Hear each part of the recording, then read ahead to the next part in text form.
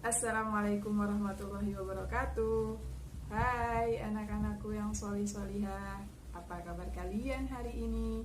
Tetap semangat ya walaupun belajar dari rumah.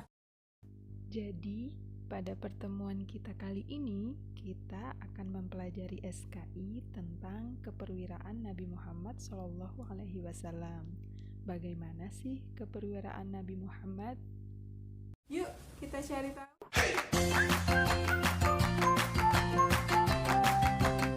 Sebenarnya apa sih perwira itu? Perwira artinya berani atau pahlawan. Nah, yang dimaksud berani di sini adalah berani dalam hal kebaikan ya. Kalau berani melawan orang tua, membantah orang tua atau guru, berani mencuri, itu bukan disebut pemberani atau perwira. Nah, yang dimaksud adalah berani membela kebenaran, membela keluarga, bangsa, atau bahkan agama.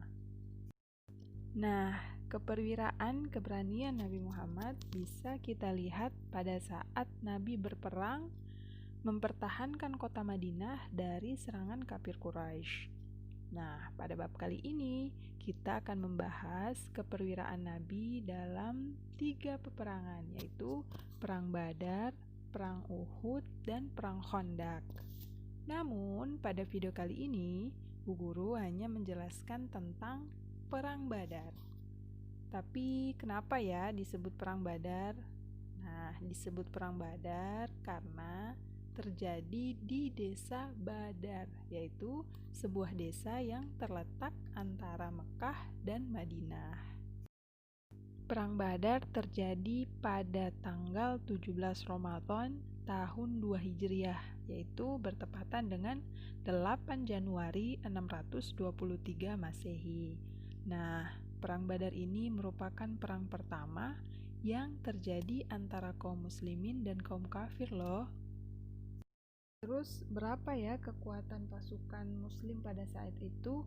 Nah, kaum muslimin saat itu berjumlah 314 orang dengan persenjataan yang seadanya atau tidak lengkap. Sedangkan kaum kafir Quraisy mereka berjumlah banyak, berjumlah 1.000 orang dan dengan persenjataan yang lengkap.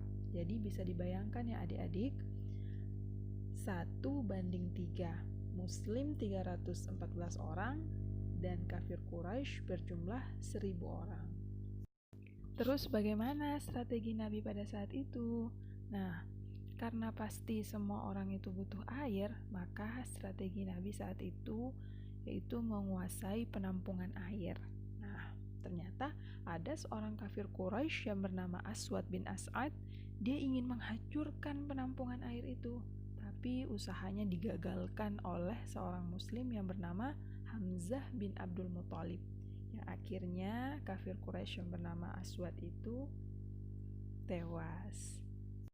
Terus bagaimana kaum muslimin bisa menang? Jadi awalnya sebelum terjadinya perang secara besar-besaran, awalnya perang tanding dulu, yaitu 3 orang melawan 3 orang.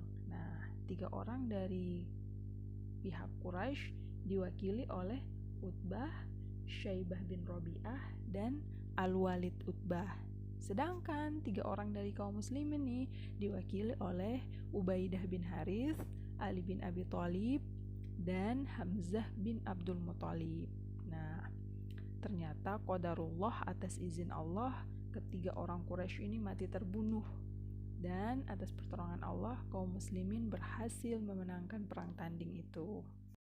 Setelah terjadi perang tanding, barulah terjadi perang secara massal, terjadi perang terbuka. Jadi kedua pasukan saling menyerang.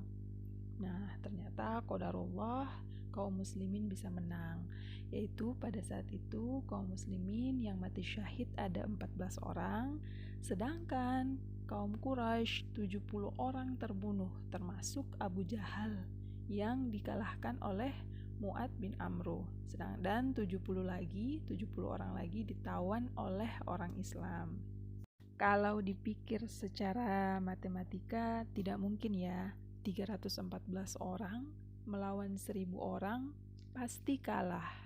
Karena kaum muslimin pada saat itu imannya kuat, kemudian ikhlas dan pastinya atas pertolongan Allah, maka akhirnya mereka bisa memenangkan peperangan. Selamat belajar di rumah ya. Jangan lupa tetap jaga kebersihan diri, makan makanan yang bergizi, dan berolahraga.